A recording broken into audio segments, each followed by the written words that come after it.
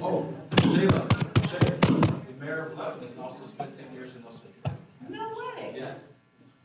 Small world.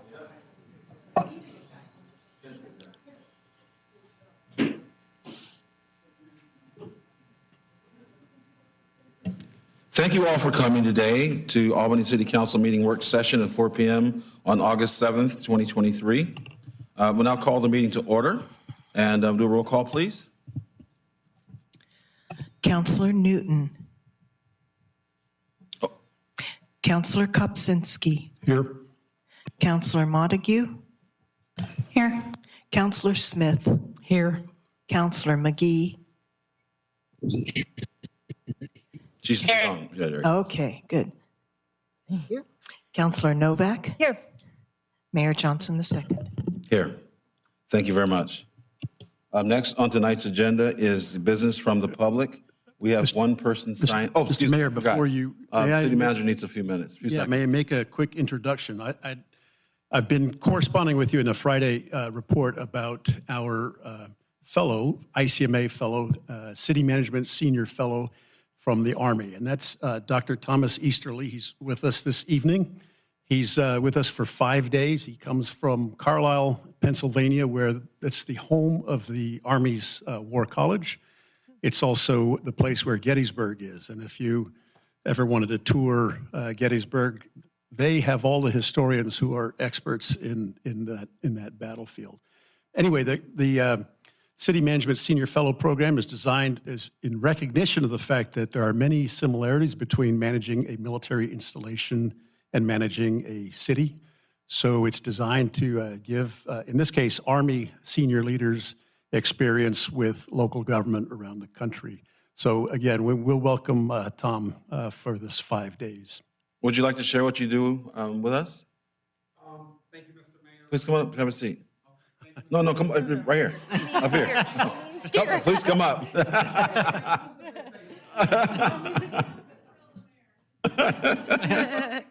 Well, she says that. I swear to tell the whole truth and nothing but, okay, we're not there yet. So, Mr. Mayor, City Council members, Mr. City Manager, those in the back, leadership and supporters of the great city of Albany. I've been here about 12 hours or so, and I will tell you that I am enlightened by what I see. A great city already, and I've only been here like half a day. I appreciate what all of you've done. I am a director of plans analysis and integration for Carlisle Barracks, which means I do strategic planning about 5, 7, and 10 years out. I've worked at the Pentagon on strategic planning and contracts and some other things.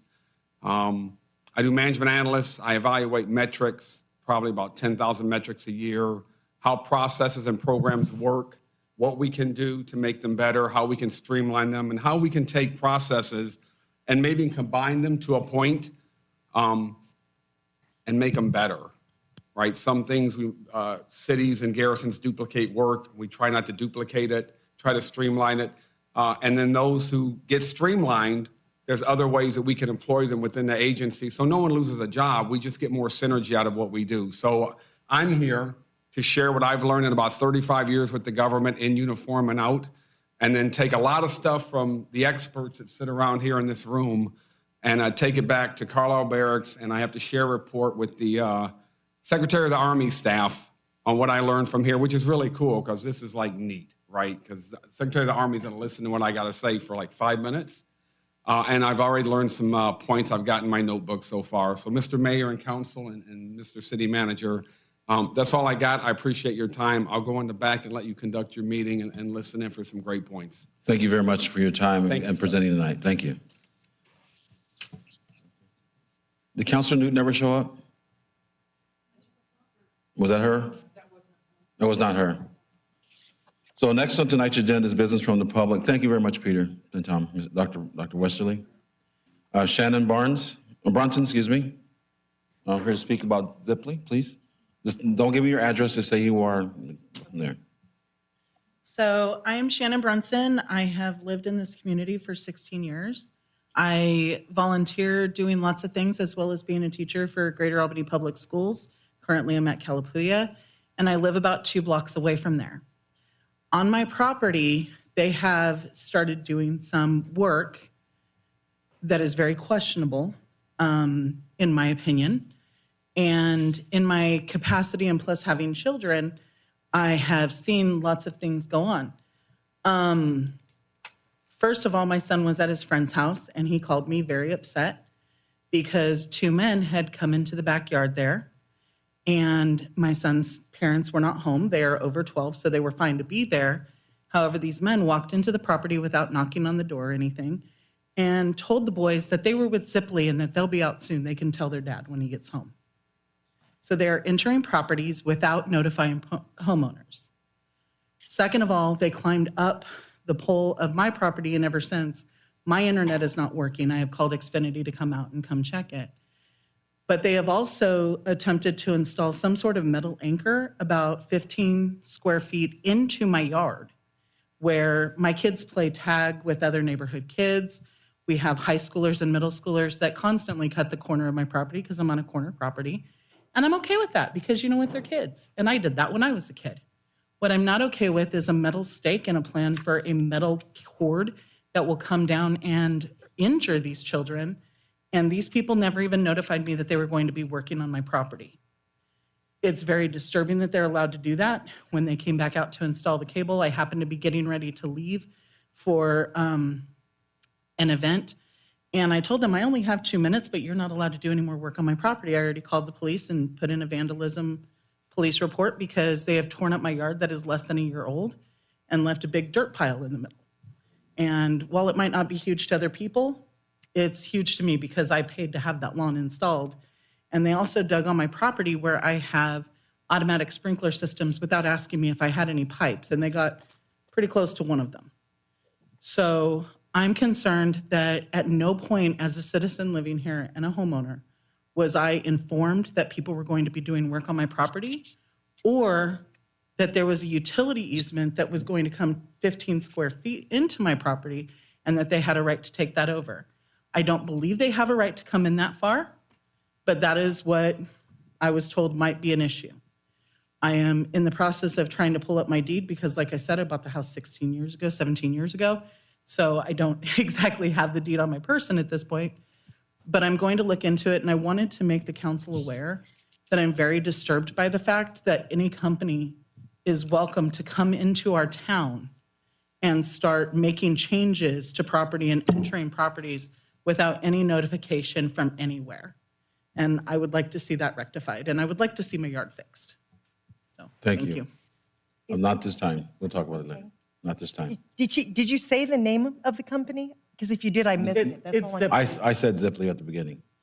Oh, you did? I did, said, I apologize. I didn't announce that because he had said that I was here to talk about Zipley. Okay, thank It's you. some new internet. Okay, I didn't catch that. Thank you. I just all right. wondered that. Thank you, Shay. We'll you. give staff direction to take a look at what's going on. Thank you. I appreciate your time. Thank you again. Is anyone else in the council like to speak to the public, speak to the council? Would anyone online like to speak to the council? Oh, Yes, I would. I didn't see you, Executive Director. Who is, what's your name? My name is Angela McCart. Okay, so I'm gonna have, are you speaking on the same topic? No. Okay, so I'm gonna I'll have you go next, okay? Come on up. Okay. I'm Lisa Grotto, and I'm speaking as a private citizen, or, I don't know, as a director of the Albany Downtown Association. But during the home tour, I was parked by one of the lovely homes and witnessed a Zipley employee break a branch off of a tree in front of Central School, and they've also been doing some unusual style flagging. I thought we might have a homeless individual flagging, and it turned out that it was actually one of their employees. So I just have some concerns I wanted to express, and that's all I have. Was it a Zipley employee or one of our employees? They were Zipleys. Okay. At least they appeared to be, and that was the vehicles that they joined the party of after. Okay, thank you, Lisa. Ms. McCart, are you there? Yes. Okay, please go ahead. You have 3 minutes. Okay. So I was reaching out in my concerns about the fireworks in Albany and how out of control it's gotten. I spoke to my counselors via email, and they encouraged me to participate in this meeting.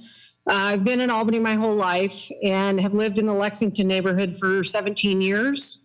And when we first moved here, it was really no big deal, just regular legal fireworks with a few things here and there. But this last year, the fireworks started about a week before the 4th of July and lasted for about a week after. And on the 4th, it started at 6 p.m. and went until 3 a.m. And it was pretty much mortars and M80s. It was not actual fireworks. We find shrapnel from people's fireworks all over our property the next morning. And I feel with wildfires burning all around us and burn bans that this is extremely dangerous. And I have been a hairstylist in Albany for 34 years, and part of my job is to listen. And every client practically that sits in my chair for the week or two after the 4th of July has the same complaints. I don't know what the answer is, but it's gotten completely out of control. And I know the Albany Police Department has so many bigger things to worry about than fireworks, but it seems that there needs to be something done to curb this. I know that in my neighborhood, it's a small amount of people that are doing this. It's not every house. So it seems that if maybe a few people were ticketed, that maybe it would curb it in general. I just think about all of the people in our community that have PTSD, elderly people, people that have to drug their animals just to get them through the night. I just think that the small amount of people are ruining it for everyone. I don't even enjoy the 4th of July anymore because I know it's going to be such an upsetting night. And I just think we're probably all on the same page, but I really feel like I needed to voice my concerns about this, being a member of this community for 54 years. It's completely out of control. Thank you for your time. Thank you, Angela. And the chief of police is hearing everything you just said. So she's in the room as well. And the city Great. manager, I know the city manager has also expressed interest in resolving some of these issues as well. So thank you for bringing that to our attention. Thank you. Does anyone else like to address the council before we move on to the next agenda item? Okay, thank you. Next on the agenda item number 3, transportation funding discussion. Director Bailey, pages 2 and 3 of your packet.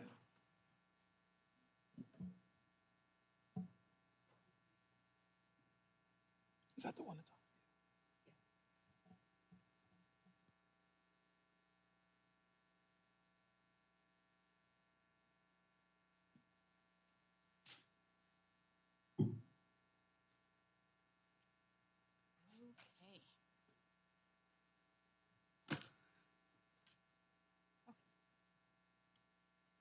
Just 1 second while I share my screen.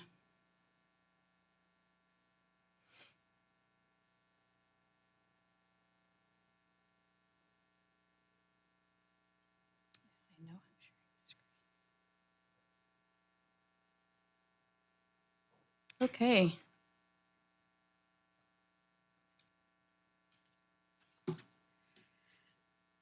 Well, good afternoon, Mayor and Council. We are here today to restart a conversation that various councils have been having for decades. And despite hard work on the part of many people, the problem of funding for our street system remains unsolved. So we are here to try again, and we hope that we are learning from the lessons of the past to work toward finding a solution that is sustainable, supported by the community, and effective for our street system. Why are we here? Well, we are not here to create burden for the community, for you, or for ourselves, but we do need to talk about this issue. The first reason is because in the strategic plan, Goal 2 under the Great Neighborhoods theme calls for an efficient transportation system with safe streets and alternative modes of transportation. Underneath that goal is a specific objective that calls for staff to work on increasing funding for street maintenance. So that's the first reason we're here. Second reason is that in Public Works, we consistently receive comments and complaints about the condition of Albany streets. We get complaints about a lot of things and concerns about things that are going on, but I would say street condition is one of the most popular things that people are concerned about. The third reason is, as Public Works professionals, we have a responsibility to maintain all of our assets in the best condition we can for the community. And we are not doing that with our street assets right now. We're making great strides in wastewater, water, stormwater, and streets are just falling behind. Additionally, we have increasing demands for improvements in the transportation system, whether that be new requirements for street design facilities that protect bicycle lanes, to additional requirements and reliance on public transportation, to the interplay between transportation and land use, specifically under the climate-friendly and equitable communities rules. There is no reduction in the need for roads, paths, sidewalks, and the number of road miles and sidewalks and other infrastructure that we have to maintain grows every year. And finally, as you will see in future workshops or presentations at work sessions, there is insufficient funding across all of our transportation programs. We are not unique in this, as you will also learn, but we have to figure out something or else we will not be able to make any improvements in our current street conditions. Before I go any further, I want to talk about the universe of transportation. So the transportation network in Albany consists of bridges, sidewalks, bike lanes, public transit programs and facilities, the municipal airport, the multimodal station, and streets.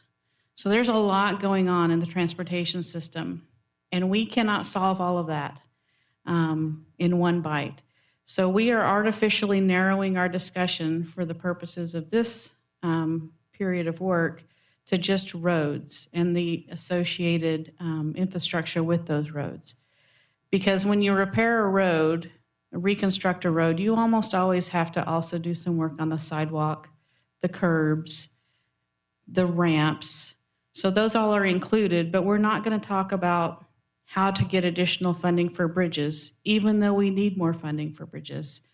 We're going to keep this as narrow as we can, and you'll see that it's still a large bite that we're trying to take out of our street funding needs.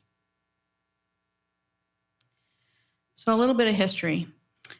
This is not new. Discussions like this have been going on in Albany for at least 40 years. And in every community survey, satisfaction with roads in Albany always scores very low. Indeed, it seems like the one thing just about everybody can agree on is that the roads are not great. It's the great uniter. But even with 40 years of study and work and discussion and votes, we still do not have an ongoing source of local funding for street maintenance. And as you'll see later on in the months to come, over 50 cities in Oregon have instituted some source of local funding. So this is not new in Albany, but it's also not new across the state. There is a lack of state and federal funding for road infrastructure, and most communities have to figure out how to locally fund at least some part of their street network. So let's go back, way, way back to 1982. Where were you in 1982? I was in Mrs. Gardner's 5th, 6th grade class at Cole Elementary. And I remember 1982 vaguely. Albany's population was literally half what it is now, and high tech was the CD player that you couldn't buy because they were so expensive. So 1982 was also a year when Albany attempted to implement a 1 cent per gallon local fuel tax. It went to the ballot and it failed by 67%. undeterred, the city council in 1990-91 passed a resolution establishing a 1 cent per gallon local fuel tax. That resolution ended up getting referred to voters and was repealed with over 70% of the votes. In 1995, the council put an item on the ballot to fund a general obligation bond, $10.8 million to reconstruct 4 major roads. Also failed. So in 1996, the council and the mayor decided to try to figure out what to do. They formed the mayor's task force. It consisted of 14 members from across the community, and they met for many months and focused only on maintenance and preservation of streets. In the end, they published a report, which I can get you a copy of if you'd like. It's on pretty blue paper. And they had 2 major recommendations. First was to sell a series of general obligation bonds to fund major street capital restoration projects, and then to also implement a street utility to fund ongoing operation and maintenance needs. This is going to sound very familiar to those of you who were here in 2018. A general obligation bond to reconstruct a defined list of streets passed in 1998. And in fact, that bond measure was so well managed, and staff and the contractors were so efficient that they actually managed to rebuild more streets than were in the initial advertisement for the bond.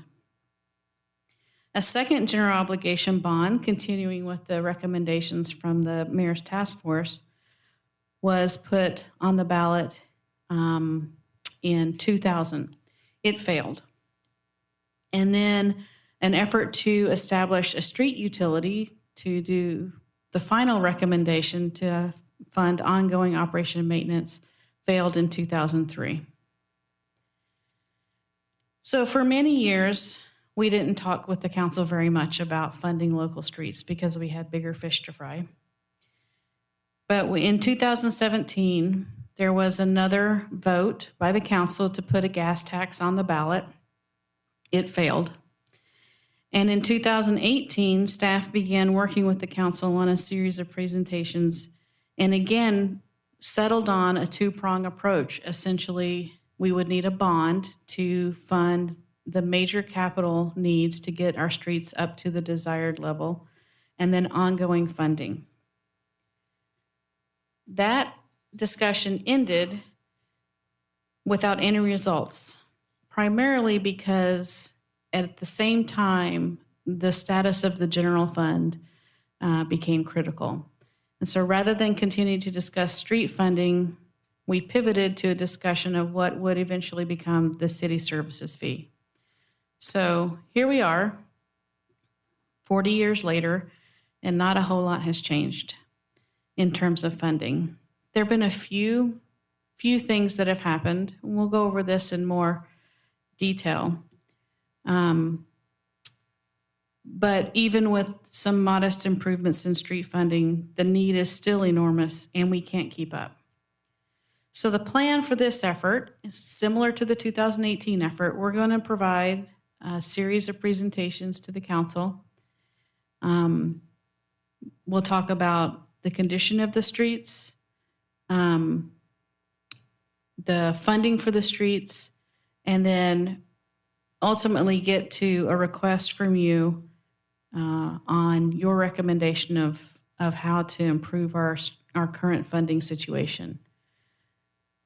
Then we're going to do a significant amount of outreach to the public.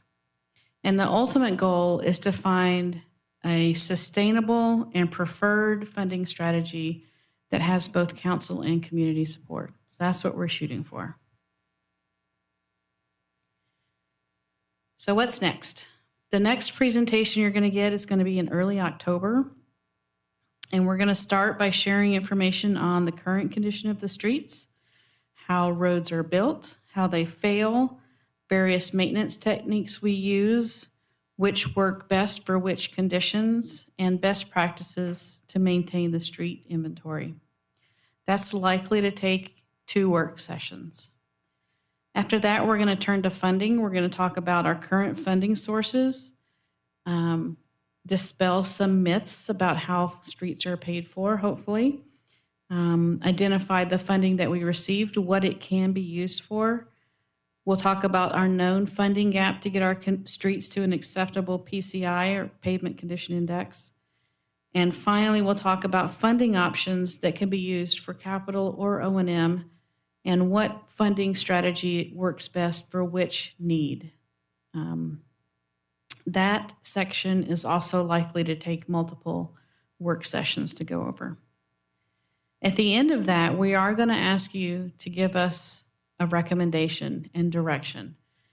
And then we're going to start outreach. And the reason is one thing we've learned, we're trying not to just do the same thing and get the same results. We're trying to learn. And one thing we learned last time is people want to know what you're going to ask of them and what they can expect to receive. So we're going to try to do as much of that work as we can up front and get feedback from you of what your recommendation would be based on what we can tell you, and then go and tell the public, this is what looks like we're going to be asking for, and this is how we would plan to use that money and what you could expect to see with it. It's interesting that on community surveys, 60 to 70% of the people that respond have an unfavorable opinion of streets. And also that everything that went to the ballot failed by 60 to 70%. So most of the people in Albany are not happy with the streets, and most of them also don't want to pay for it. So we've got to figure out how to take those 2 conditions and get them together. And it's going to take, we think, a lot of outreach, education, communication, talking about expectations, making clear to people that we are using the money they give us responsibly and efficiently, and hearing what they have to say to us and bringing that back to you. So after the outreach period, we'll come back to the council, share with you what we've learned. We will be asking you to go with us sometimes. And we expect that by that time, we'll probably be in at least the spring of 2024. So that's sort of what the timeline looks like.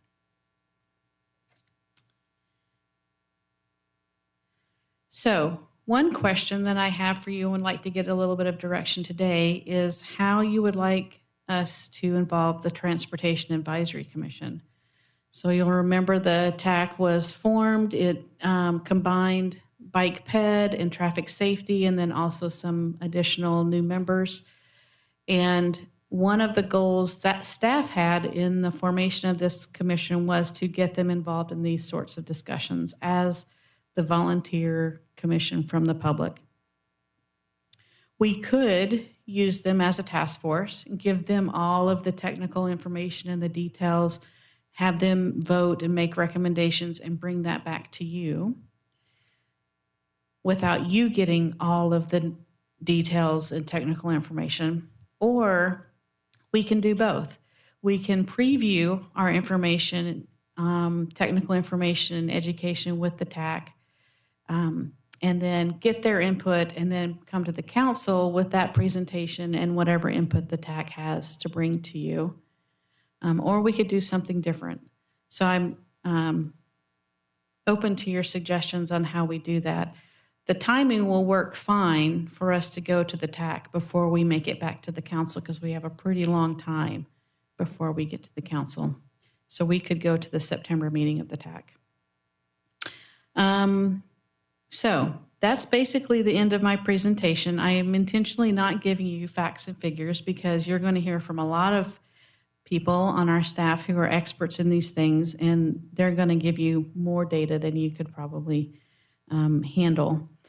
And, you know, ultimately our goal is to try to get to the safe and efficient transportation system that is described in the strategic plan. Right now, the funding that comes to us almost entirely from state and federal sources is not adequate. It has never been adequate. And the problem is only going to continue to get worse because we add more and more road miles every year. So whether or not that's fair, that's where we are. That's the reality of our situation. And multiple cities across the state have faced the same reality and had to work through and find solutions for their communities. So that's our challenge.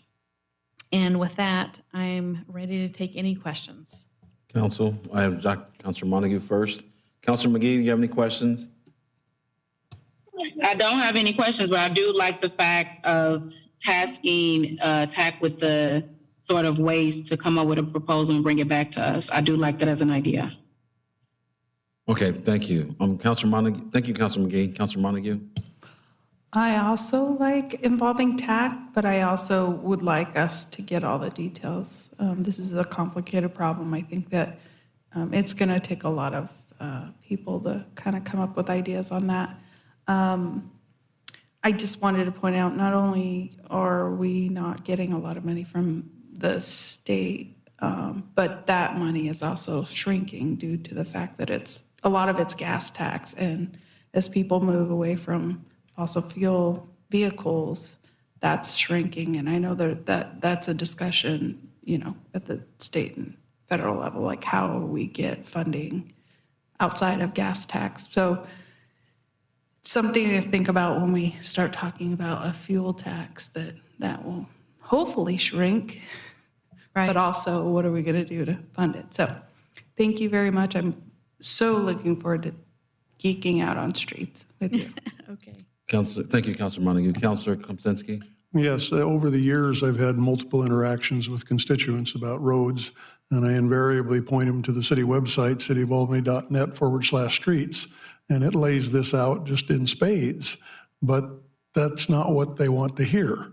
They really don't understand or don't, I guess, believe the cost of rebuilding a road and the fact that it goes exponential after you cross a certain point when the roads deteriorate and get to a point you just can't put a slurry seal on it and say, oh, we were done. No, you've just compounded the problem. So how we get that education factor out to have people understand the cost of it, and then figure out, how we're going to do it. Because as neighborhoods evolve and get older, those roads get worse and worse, and yet those are on the bottom of the food chain as far as roads that need to be repaired. So there's a tension that's always going to be there. So we just have to figure out how to overcome that and get people's support on something that they really dislike. But if they want the roads fixed, they're going to have to pay for it. So, Council- Mayor, if I could have just two. I'll go to Councilor Novak, you're next up, and after she responds. Just two quick comments. And number one, on the education, so some of the information on the website has to be updated. That is left over from the 2018 effort, and it was very good. We put a lot of effort into it, so we are working on updating that.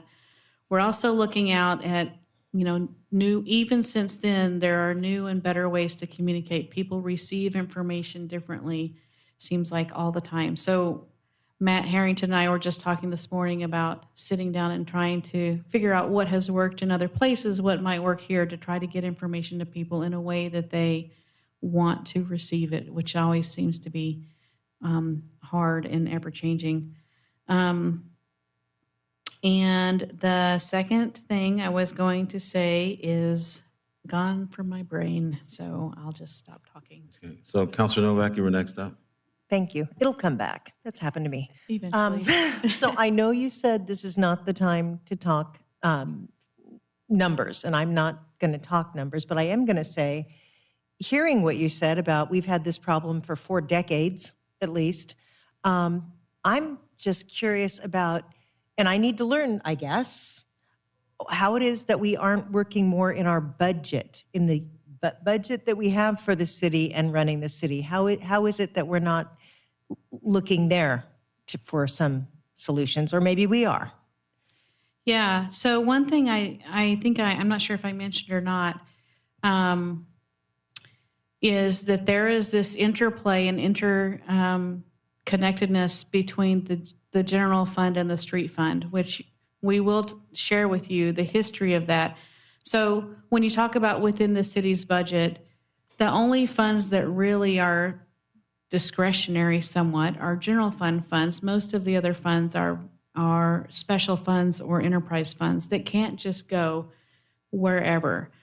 What I will say is that we have tried within the things that are within our control to get as much money that can reasonably be targeted to the street fund moved in that direction. So, for instance, the first thing that pops in my mind is we have franchise fees from our franchise utilities.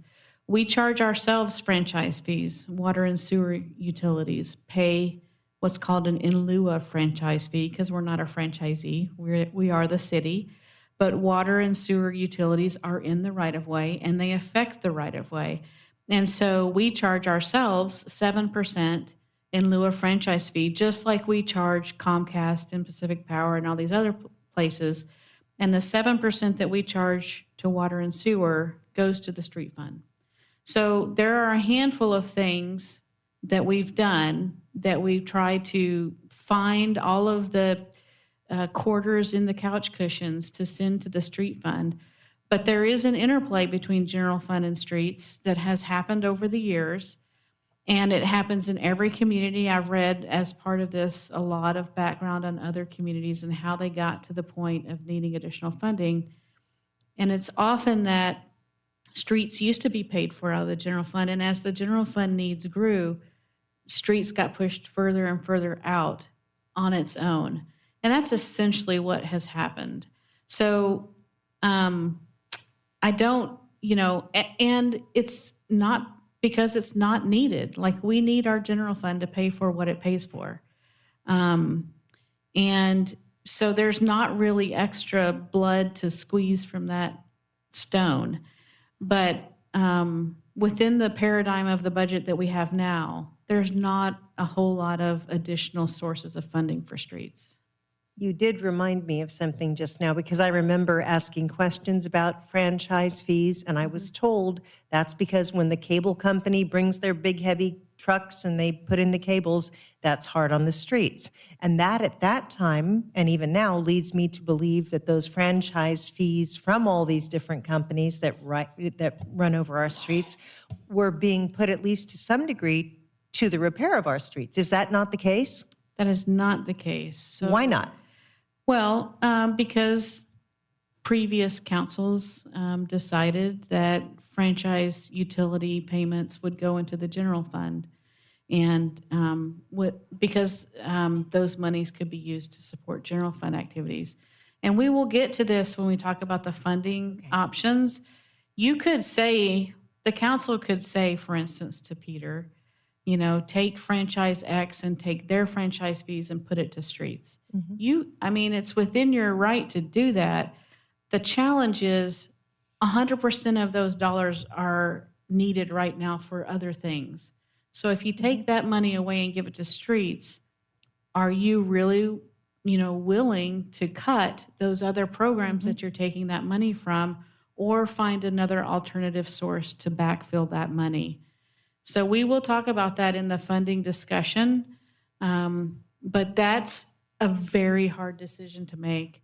It's not something that we just want to just jump into, because there will be real and significant consequences. Any dollar you take out of the general fund right now is going to have a consequence. And I am certainly not advocating that you do that, to give that money to streets without considering what that means. And that's, why you're all paid the big salaries that you make, is to make these hard decisions. That's a very hard decision. And so, we'll discuss that as we get further along. The other thing, I remembered what I was going to say. It came back to me. If you were around in 2018 when we did this, we not only did we limit our discussion to streets, we limited it to arterial and collector streets only, which are the major streets in town. This time, we're going to talk about local streets. So the numbers that you remember from 2018 are going to be way worse now. And the reason why I want to include local streets is because you can't really have a discussion about street condition and street complaints in Albany if you don't talk about local streets, even though they're even harder to fund and repair. And so you need to know how we deal with local streets or don't deal with them right now, and what it would take to get them up to par, and how we might fund that differently than we would fund something else in the street system. So we'll go through all of that. But just so you're prepared, if you think you know what the numbers are, they're even worse. And so we'll go over that as we get into our presentations. Wow. Council, I have a couple of things. One of the things I'm really concerned about also is as we replace these roads or find the funding and start replacing roads, the usage of those roads is going to go up as we grow as a community. But before we do that, are we going to check the pipes underneath those roads and local streets? Yes, so our crack engineering team, whenever we have a road project, that is part of the checklist for any street project. They evaluate the condition and capacity of the existing water, sewer, storm infrastructure, and that gets replaced before the road. So we, for instance, Water Avenue, we're replacing that water pipe, and then it'll get paved. Same Queen. Queen had, I think, a water pipe and major work on the storm system that happened first, and then it'll get paved. So our goal is to not cut into a new street. So with that, like what Councilor Montague said, I think the council should be involved specifically in their ward. When you have something in Ward 1 council should be there, or at least participate in those discussions. For outreach. Same with the other ones. But also, we should also have a discussion during those meetings about timeline, because if we rip out the road, check the pipes, it's going to be longer than just replacing the street. So I think that should be part of the discussion as well. Be aware that once we tear this road up, we're going to check the pipes, and we may have to replace them. Oh, we do that before. We do the pipes before? Yep. Well, that's good to know. So Yep. Thank you. We get the pipes done before the street gets paved. Okay, that's Yeah. perfect. We don't want to cut a new street. I agree with you. It happens, but we are way more proactive about doing that now. So we do that beforehand. So let's make sure that message gets put front and center Sure. in front of everyone. Okay. And I would also recommend or ask that you do presentations at the local high schools. Oh, okay. Young drivers that don't understand the wear and tear on the roads. They're going to be so excited. Oh, I actually, have a high schooler, and let me just tell you. So let me tell you something. I did a youth town hall today at LBCC with over 30 high school and middle school kids, and I have a stack of feedback, what they want for their city. I mean, every one of them filled out something for me to think about and to talk about. Right. So you'd Oh, be yeah. surprised they're watching us. Every time my son drives, he lets me know how bad the roads are. See, Yep. right? He doesn't want to pay to So fix they them, care about but the he tells roads, me. especially Oh, yeah. when starting to drive. They care about the Oh, roads. So yeah. let's find out what they're, and educate them as well. Mm-hmm. So they can help their parents, right? Because we want them to vote on something if we do go to Yep. the ballot. Mom, you need to approve that because these roads are terrible. And so Right. having those other voices help us chip Yeah. away at that. All these junior engineers. It's going to be great. That's a good idea. Thank you. Counselor Smith? Thank you. Two things. I agree with the other counselors that we should involve the Transportation Advisory Commission and that we need all the details as well. I was hopeful that the Transportation Advisory Commission would be involved in things just like this when we establish that group. This is good, important work for people who I are texted and telling me you left your thing in there. concerned. Hello. Hello? Hello? She muted herself. Okay. Go ahead. Okay. My other comment was when we recently purchased the new paving machine, had a question from a local journalist about the cost of that machine compared to, or why weren't we using that money to improve the ride condition on 3rd and 5th Avenues on the east side of Lion Street?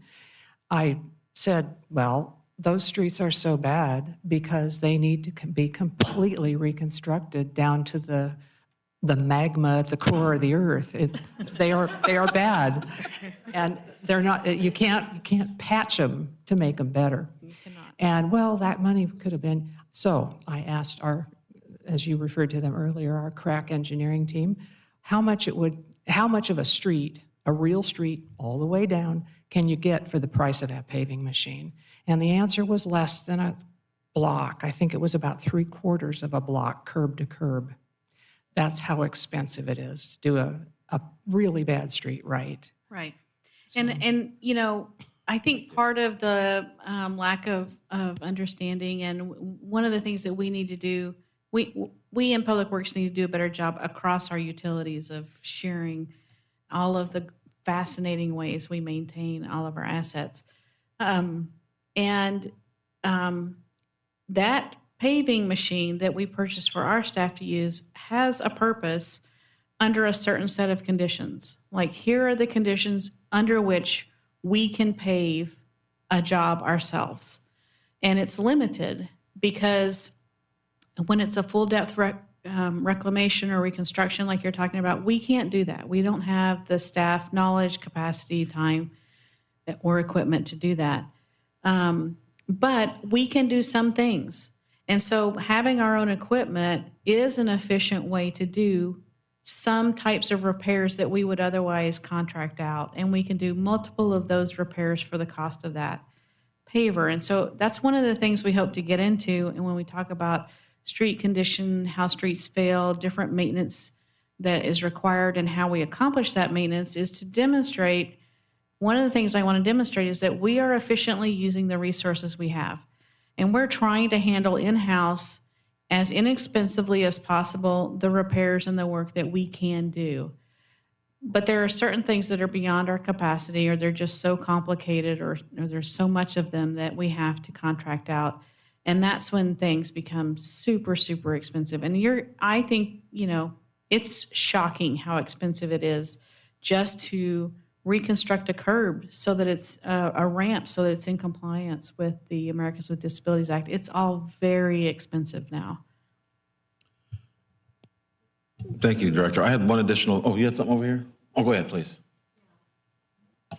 What you said just now reminded me, I had a conversation with a constituent who's been following city stuff, I guess, his entire life. And he said we've kind of come full circle, because apparently the city used to own all kinds of paving equipment, and we used to pave our own roads. And a few city managers ago, he didn't say who, someone decided it would be a better use of funds to sell all of Albany's paving equipment and hire out, which turned out to be disastrous in terms of cost, and you just reiterated that.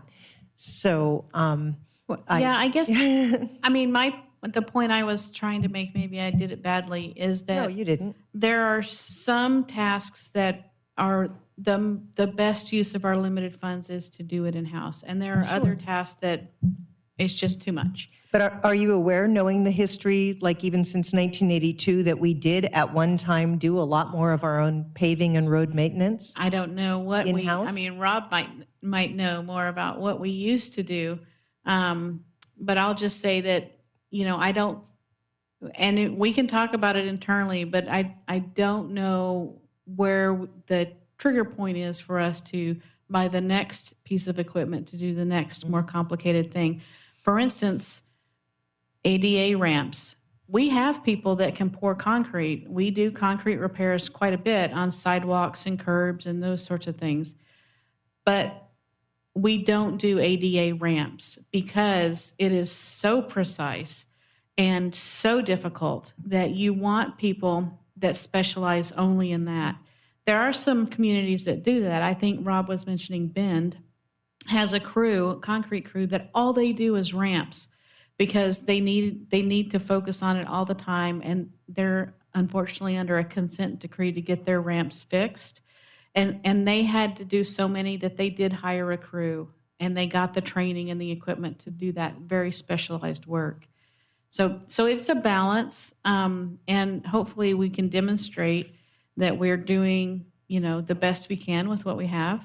And but if people have ideas, we're more than willing to take them and, you know, sit down and crunch some numbers and see what we can do. Because, you know, we need to do the best we can with the limited funds we have. And we feel like we're there, but we're more than willing to listen to suggestions and history. It's good to know.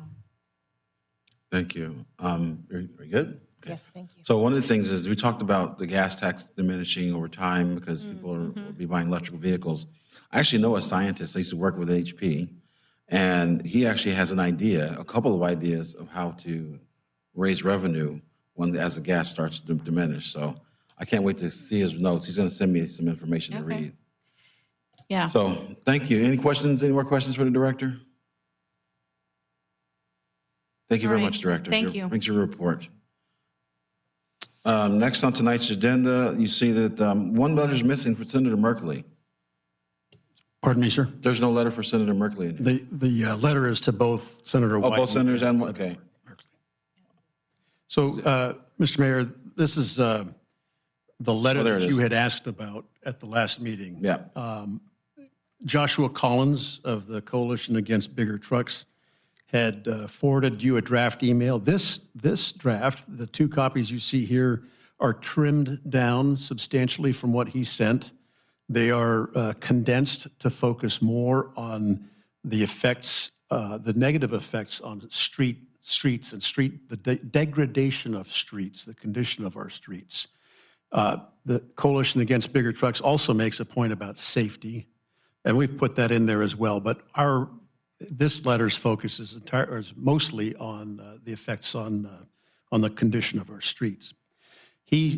Joshua sent some accompanying materials, and I've sent those to you this We have them. Thank you.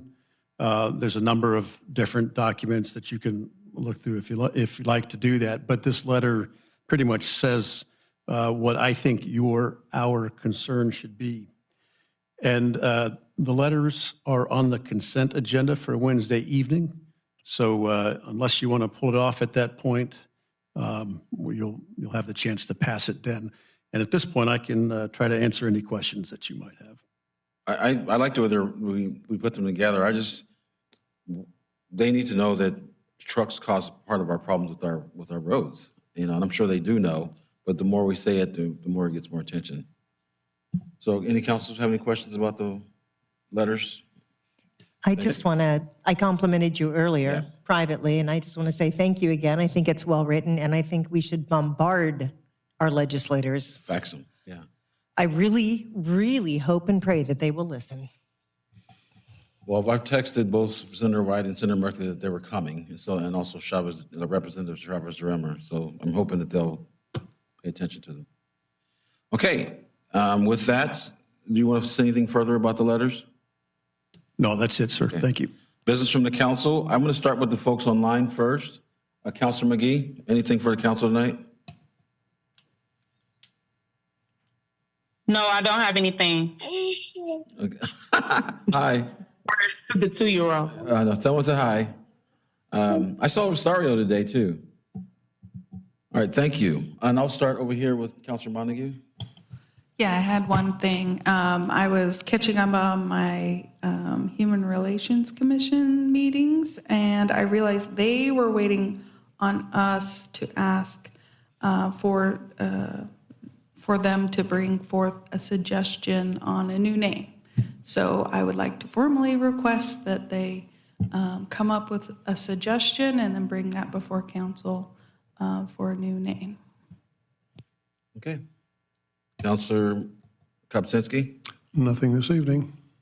Councilor Smith? Yes, I had a good time at National Night Out last week. We visited 3 neighborhood meetings, spent a good 3 hours there, and had good conversations with folks in Ward 3 and Ward 2. One of the people we met with from Ward 2 attended the meeting tonight. He's very interested in street maintenance, and I had invited him to be here. I was glad to see him. I think that's it for me for tonight. Okay, thank you. Councilor Novak? Thank you. I have one item that I'm going to save for Wednesday, and I just want to say that I'm very glad that we are addressing it always makes me happy when people from the community come and share their concerns, and I'm really glad that we've had a couple folks share about Ziply. I remember asking Mr. Ziply guy why we needed Ziply initially, because we have these other cable companies, and I'm really concerned about that. I'm also very grateful forgive me, I don't remember the woman's name who came on, who's lived here all the way. Angela McCart. McCart, yes.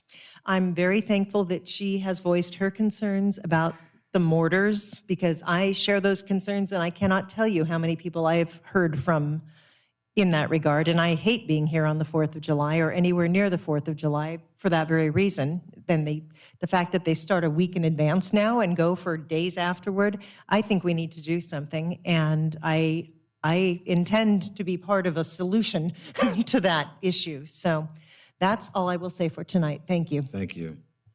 So I had a great morning. Whenever I start my day with young people, it makes the day better. So I had kids from all our middle schools, Corrales Middle Schools, and it was wonderful. We had a youth town hall at LBCC, Kids for the Cause camp, and these young people, I did what I call the intersection of need exercise with them, and 30 of these kids told me what they needed from us as city councilors and mayors.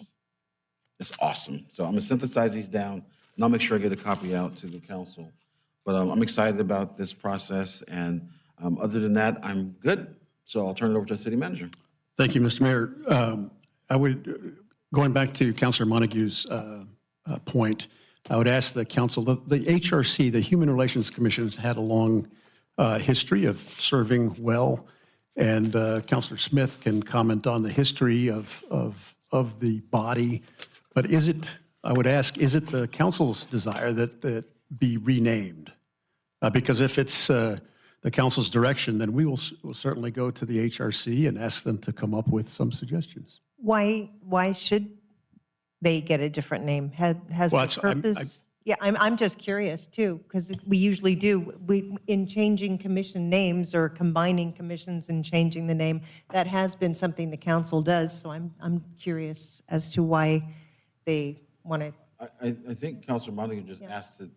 Yeah, I asked that they, sorry, I'm like really loud. I asked that they come up with a new name, which is what they had discussed they wanted to do, and bring it forth for a vote. That would be us voting on it. But what I would imagine is they would tell us at that time why they wanted a vote. But they did talk about it the last time they were here. It just didn't register that they were waiting for us to request that. So I wanted to make sure that they know I heard them, and that if they want to change their name, I would love to hear a suggestion, and we can all vote on that. I don't know if we need a vote on letting them change a name right now. Well, they have come and they've provided their report to you, and I think that's what Councilor Montague is talking about. The thing is that when we provide tasking, it should come from the council as a whole, so not just from one councilor. So that's what I'm asking, if you're all wanting to direct them to come up with a new name. I might need to give some context and some of that history you mentioned. When the Human Relations Commission was formed in 2007, it began as a discussion of a group that would be called the Human Rights Commission. That was not popular with the members of the council at the time.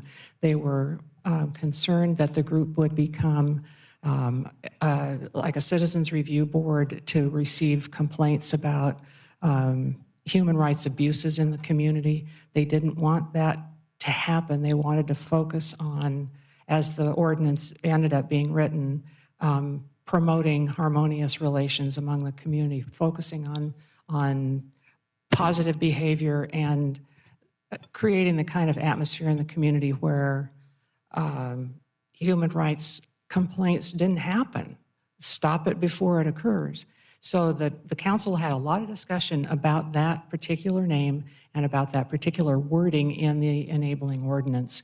And they settled on Human Relations Commission because they wanted the group to focus on positive human relations. That's my history lesson for now. I appreciate that, and I hope they want to keep focusing on positive things. So Councilor Upton, you have anything? Councilor Upton, you have anything? So I, for one, like the name Human Relations Commission.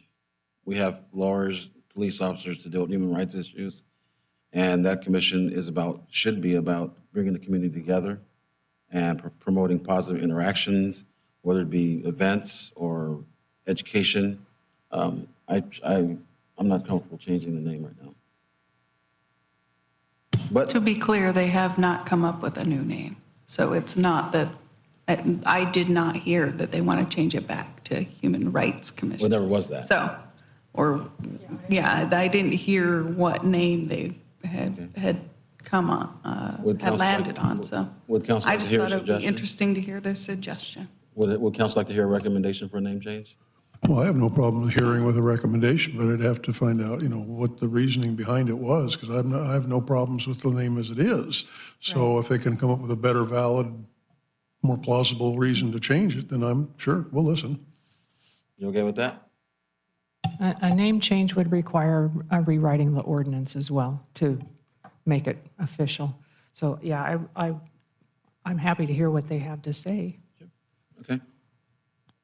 Thank you. Thank you, Mayor. And the only other thing I have is you are about to go out on a 6-week break after Wednesday.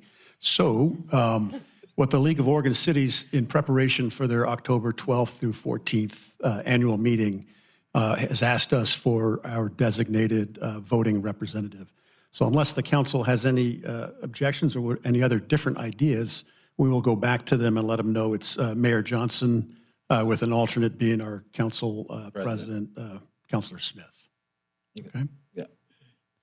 Thank you for doing that. And that's all I have. Thank you. With that, ladies and gentlemen, I appreciate your time here this evening and your feedback.